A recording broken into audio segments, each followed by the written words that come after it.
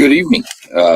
Coming at you on a Monday with our recap here on our Full Throttle podcast with doing our recap from two different racetracks this weekend. We had the trucks racing at Lime Rock, and we had the O'Reilly Series and the Cup Series down in Hampton, Atlanta, or Hampton, Georgia, just south of Atlanta at the Echopark Speedway.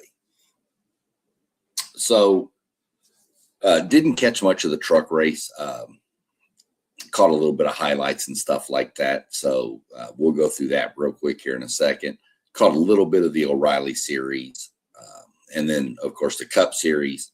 If anybody was watching that realizes that it didn't end till well after midnight last night. It restarted with, I want to say, 150 laps to go or so. And it was well past my bedtime. Let's just say that. So, but it restarted around midnight.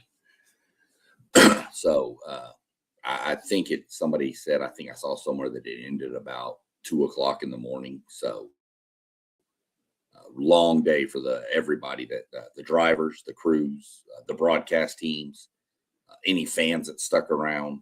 I'm going to go back and probably watch the end of the race highlights later tonight or tomorrow, just to kind of get an idea on how many people stuck around. But shout out to the people that did. Long day. So other than that, we'll jump into it. We're going to start off with the results from Lime Rock with the Truck Series. And what I'm figuring I'm going to do is I'm going to go the top 5 in the Truck Series. I'll do the top 10 in O'Reilly and the top 20 finishing positions in the Cup. So, and then we'll look at standings afterwards as we're getting real close to the cutoff for the chase in each series. So your winner was Grant Enfinger. Really had a shot. Landon Lewis had a real good shot to get his first ever win, but was held off by 4.483 seconds. Enfinger held him off. Lots of chaos after stage 2. 4 caution flags in stage 3. The red flag for, I think it was an 18-minute red flag. All that happened in the last 40 laps. So when they saw the pay window, as they like to say, open, and they took it. So your dominant car of the day was Lane Riggs, led 48 laps and just got mixed up in an incident and didn't do well. Led 48 laps, finished 23rd. So a rough outing for Riggs. Still held on to the Truck Series points lead, which we'll get into in just a second. But your top 5, Grant Enfinger, Landon Lewis, Caden Honeycutt, Parker Klingerman, who is actually a part owner of Lime Rock, and Christian Eckes were your top 5. So I'm running through some other, see if there's any more interesting real facts. Didn't really see anything else that popped up on this one. So, congrats to Grant Enfinger. Sounds like it was a crazy finish to the end of that race too, with the final stage. Jumping over to our Truck Series standings, we got 4 races left till the chase starts, and the top 10 in this series will qualify for the chase for a chance to win the championship. So your points leaders is Lane Riggs.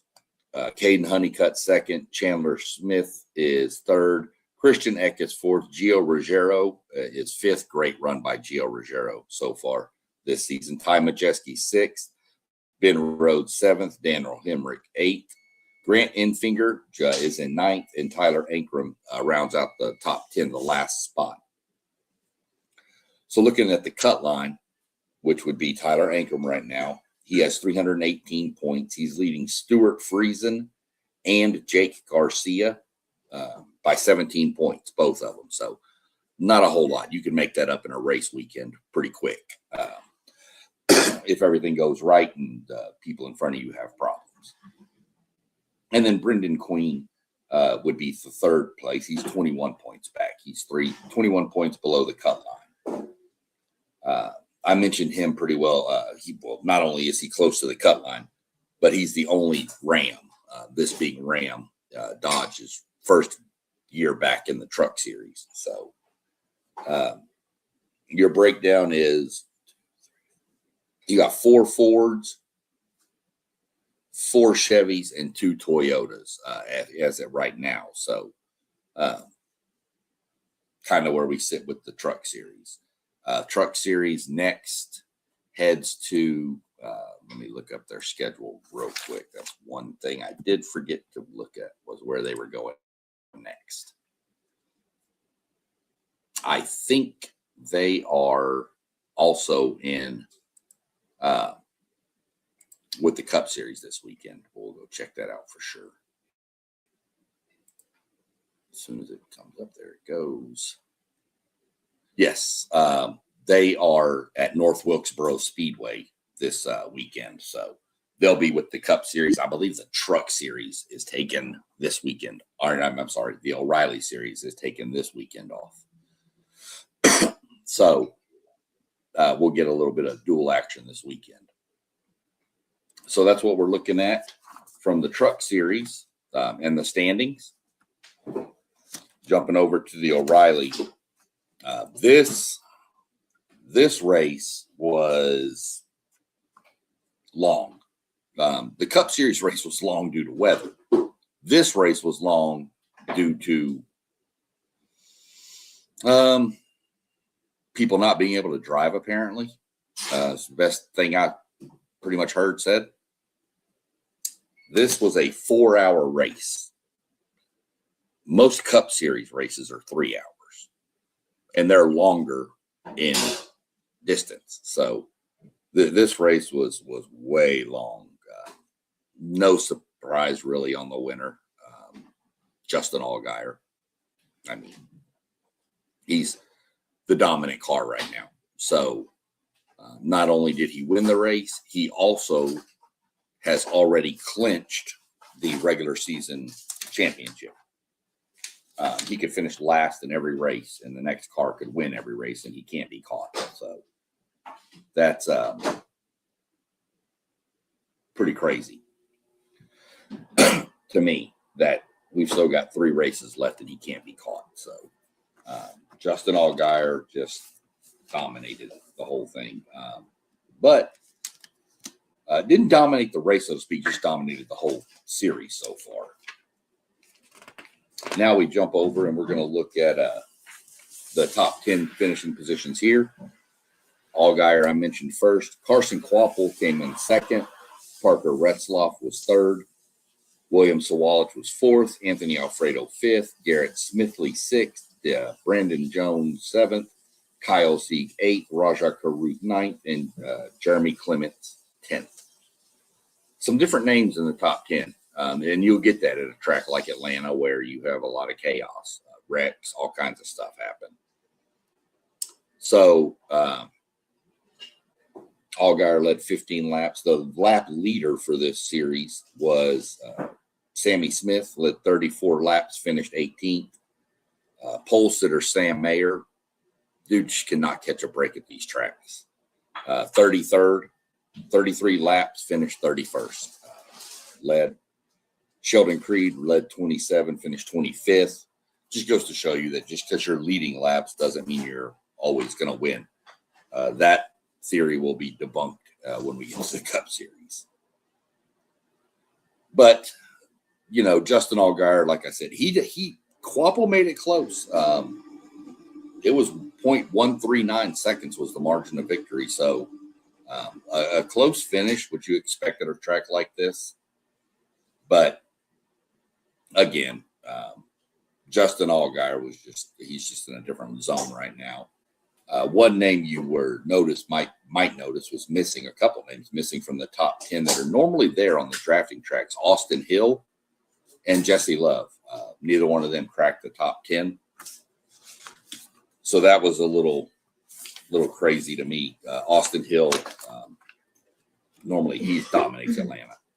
The drafting style of Atlanta, he just dominates that track. So, but it goes to show you anything can happen in this sport.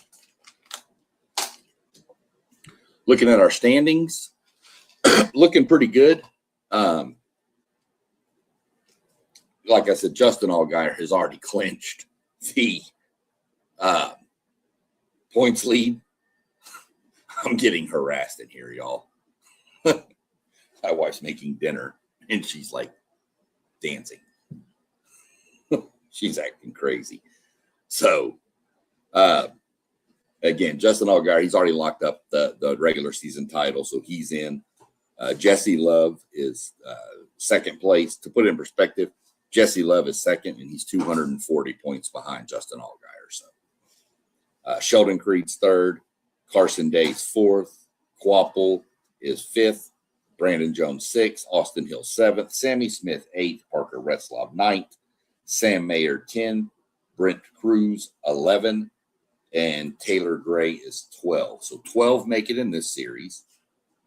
Remember, Brent Cruz is the one who is 4 races less than the rest because he wasn't old enough to race on certain tracks. So he's got 4 less starts than all the other people in this series, and he still would qualify for the chase. So that's age discrimination. That's beyond even comprehensible to me. To miss 4 races and be still that high up. I could get it if he was like 18th or something, but that just tells you the amount of talent that kid has. And he's got a good team around him too, obviously. So your cut line is 539 points. Below the cut line is Raja Caruth, 17 points below. William Sawalich is 21 points below. And Ryan Sieg is, that's Kyle Sieg, I think. There's brothers, and I can't remember which one's where. I think they race in 2 different series, though. Let me look it up again real quick. It is the Cup Series. It's Ryan Sieg. It is right. Kyle's the one. Yeah, Kyle's in the Truck Series. That's right. So Ryan Sieg. He's 66 points behind, so he's got some work to do. He needs to have 3 really, really, really high up, solid stage point gaining finishes to have a shot here. The 4th one down is Anthony Alfredo. He's pretty much eliminated, close to it. He's not eliminated yet, but he's close, 116 points behind the cut line. He would have to have super, super solid finishes and have some help in front of him. Can be done, but really going to be tough. And that's our look at the Truck Series. And then we'll jump into the big boys in the Cup Series. And like I said, this was insane. This was crazy. Started off looking like you were going to have a Team Penske runaway. Within the first 4 laps, it was Ryan Blaney, followed by Joey Logano, followed by Austin Cindric, and they just led like the first 40 laps. The 3 of them. Blaney led them all. And then Kyle Larson was able to break it up and get in front of Cindric. Then he got around Logano, kind of got shuffled, but nobody got ahead of Blaney. He might have lost the lead for a lap, but if that would be 1 lap, I think he led them all in the first stage, though. And then the story of it was Tyler Reddick. Started, I think, 32nd and drove all the way to like 2nd in the first stage, which was only 60 laps. His car was just on rails. He was flying. Him and Bubba Wallace, all the Toyotas qualified in the back, and they made their way up really fast. Again, if you've been following NASCAR this year, it's not a shock. Toyota is just the fastest thing on the track right now. And the Fords and Chevys are just trying to figure it out. So, Ryan Blaney wound up winning the race after all that.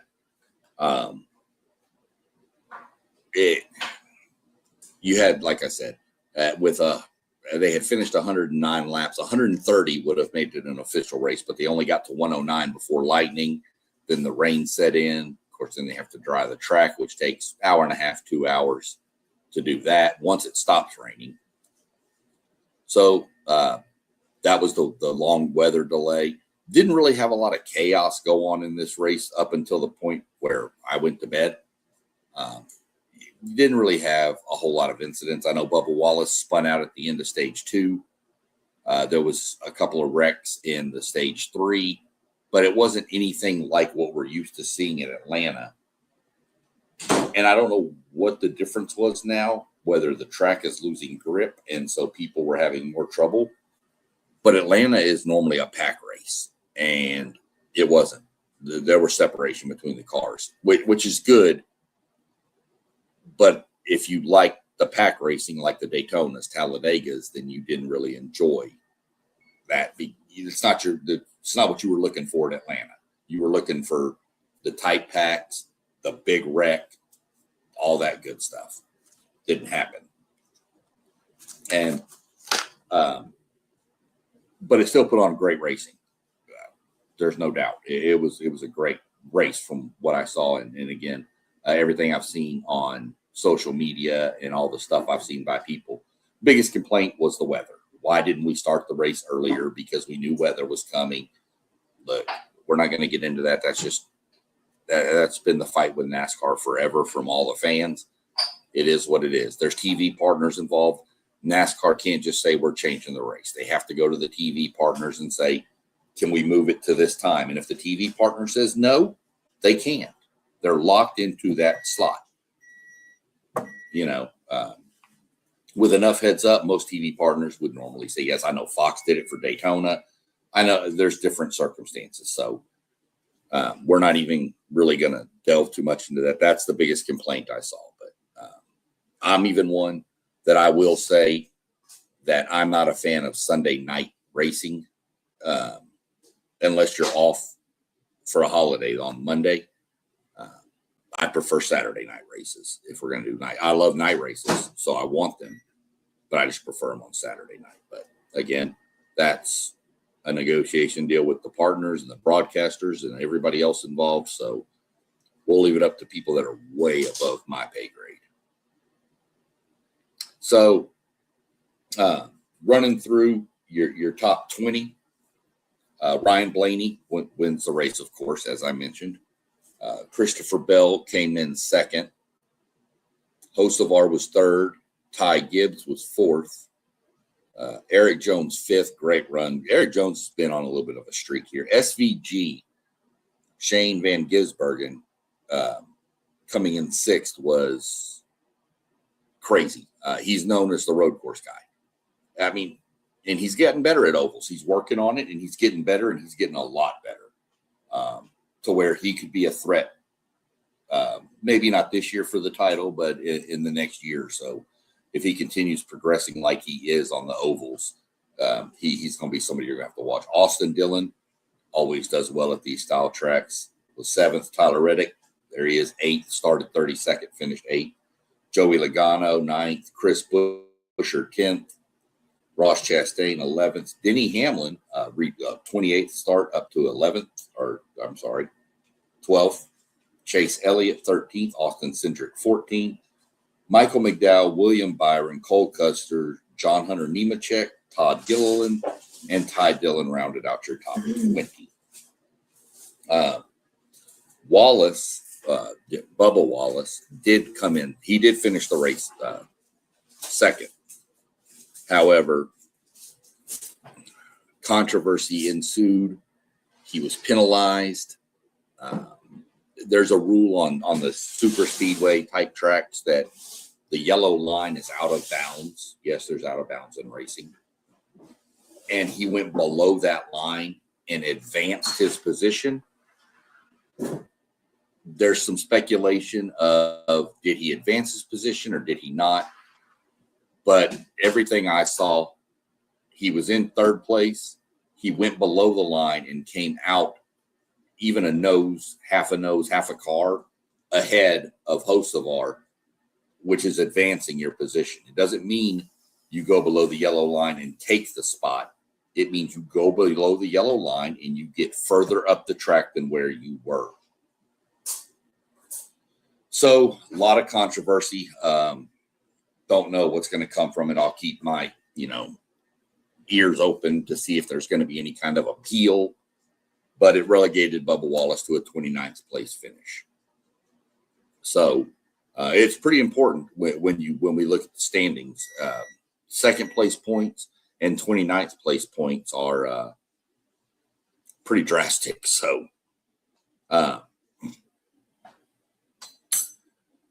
you had, Ryan Blaney, of course, like I said, won. Great win, milestone win for, it's always a milestone for the driver, but this is a great win for Ford Motor Company as a whole. This marks their 750th career Cup Series victory. It's kind of crazy. My wife's favorite driver is Ryan Blaney. He got their 750th win. My favorite driver before he retired was Kevin Harvick, who got their 700th win. So kind of neat little connection there. So we'll jump over and go through some of the laps led.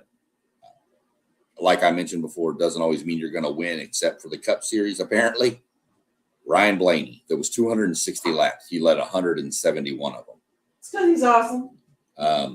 Won both stages. Scored, max points.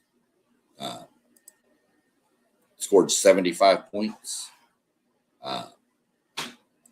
in the race. Yeah, it's max points. Oh, no, it's not max. It's max points minus the 1 point you get for the fastest lap. He didn't have that.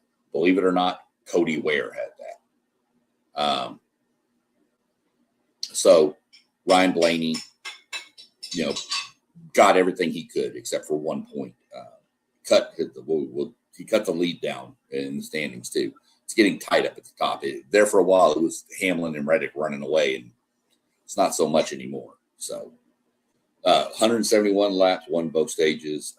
Ty Gibbs led 32. Carson Hocevar 25. Christopher Bell led 5 and finished second. Bubba Wallace did leave 11 laps, but he had the penalty and relegated to 29. We talked about our weather delay. The finish, from what I saw, again, I didn't step and watch it, but the finish was another wild Atlanta finish. It was 3 wide coming out of turn 4. Atlanta has done this. I mentioned in the preview for this that in 2024, it was Suarez, Kyle Busch, and Ryan Blaney. 0.008 seconds was the deciding margin between all 3 vehicles. Suarez got the win, Blaney second, Busch third. And then we had 3 wide come thrown off of 4. And it was a 3 wide finish for second, which went to Bubba Wallace, but ultimately penalized. So moved Christopher Bell into second. And Carson Hocevar was involved in that too. But that's just what Atlanta has been known to do. Atlanta, Kansas, those 2 tracks are known for these crazy finishes. But that's what makes it great. I wish it wouldn't have been delayed.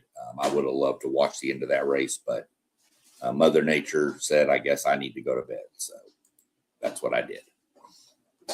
So your point standings with what's left? How many races are left? 6. Let's check it out. Let's look at our standings. And we've got 26 races. So we've done 20. So yeah, we got 6 races left. And as of right now, Denny Hamlin and Tyler Reddick are locked into the chase, just not necessarily what position yet, but they're in. I believe if Ryan Blaney pulls another top 5 with some stage points, he should lock himself in. We'll see how it plays. The advantage for these people that do get locked in sooner is obviously you still want to run well because you don't want to fall down the list, but it gives you a little more freedom to try different things at different tracks that you may revisit in the playoff, in the chase. So that's one of the crazy options you can do. So we'll go Denny Hamlin first, Tyler Reddick second, Ryan Blaney third, which a couple of weeks ago, if not even coming into this week, Ryan Blaney was well over 100 points behind those two. He's now cut that down to 65. He took a huge chunk out of it this week. So there's still a chance Blaney can win the title, the regular season title. But, I mean, it's going to take Denny and Tyler having some struggles a little bit and Blaney just doing what he just did. So what he can. He's very capable of it. Ty Gibbs is fourth, followed by Chase Elliott, Kyle Larson, Chris Buescher, Carson Hocevar. Christopher Bell is in ninth. Chase Briscoe 10th. Daniel Suarez 11th. William Byron 12th. Bubba Wallace 13th. Austin Cindric 14th. Shane Van Gisbergen 15th. And Eric Jones in 16th. 16 drivers make the chase in the Cup Series. And your cut line, of course, would be Eric Jones with 446 points. Joey Logano is 17th, 8 points behind. Ryan Preece is 26 points behind. Brad Keselowski is 43 points behind. Ross Chastain is 45 points behind. That's the top 20. So you're looking at even 21st. Michael McDowell is 47 points behind. There's still a lot of movement that can happen down near the bottom of this. So it's going to be really, really good to watch and see what happens.